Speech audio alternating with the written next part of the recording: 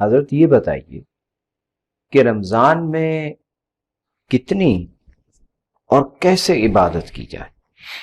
سب سے پہلے تو یاد رہے کہ عبادت جو مقصود ہے اس میں دو صفات ہیں جو قرآن مجید میں اور حدیث میں آئی.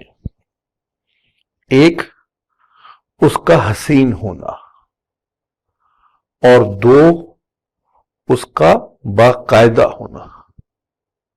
حسین ہونا اور باقاعدہ ہونا، یہ دو چیزیں درکار ہیں، کوالٹی اور کنسسٹنسی. کوالٹی ہو عبادت تھوڑی ہو حسین ہو، نوافل تھوڑے ہوں لیکن دل سے روح سے لگ کے کیے جائیں اور کرتے رہیں. یہ نہیں ہے کہ آج آپ نے جوش میں آ کے 25 24 50 جو ہے وہ دفعہ یہ پڑھ لیا اور اتنے 100 مرتبہ کر لیا اور 60 نفل پڑھ لیے اور اگلے دن آپ اتنے تھک گئے کہ پھر آپ ایک ہفتہ آرام پہ چلے گئے. تھوڑی ہو.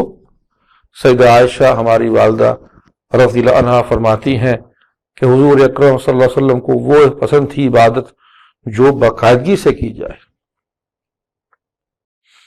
تھوڑی ہو لیکن ریگولرلی کی جائے، باقاعدگی سے کی جائے، وہ عبادت درکار ہے. تو ایک تو رکھیے ذہن میں، یہ زیادہ کریں جتنی کر سکتے ہیں، اجر میکسیمم اجر لینے کی کوشش حاصل کریں. لیکن ہوگا کیا؟ ہو خوبصورت.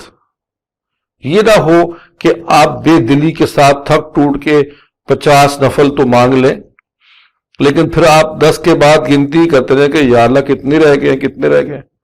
تو آپ نے 8 پڑھے ہوتے، 20 پڑھے ہوتے، 2 پڑھے ہوتے، لیکن پورا دل لگا کے پڑھے ہوتے، پورے زور سے، پورے خشوع و خضوع سے پڑھے ہوتے. تو 2 نفل جس میں آپ نے 20 منٹ لگا دیے، چاہے 25 منٹ لگا دیے، جس میں آپ نے خوب غور کے ساتھ اور تفکر کے ساتھ تلاوت بھی کی، سجدے بھی کیے، دعائیں بھی مانگی، وہ اس درجنوں نفل سے بہتر ہے جو آپ نے تیزی کے ساتھ ادا کر دیے. اور آخری بات، الدعاء و مخ العبادہ او کما قال صلی اللہ علیہ وسلم. دعا تو جس طرح ایسنس آف ورشپ ہے، مخ العبادہ ہے، اس دعا کو نہ بھولیں. دعا اصل عبادت کی معراج ہی بن جائے گی.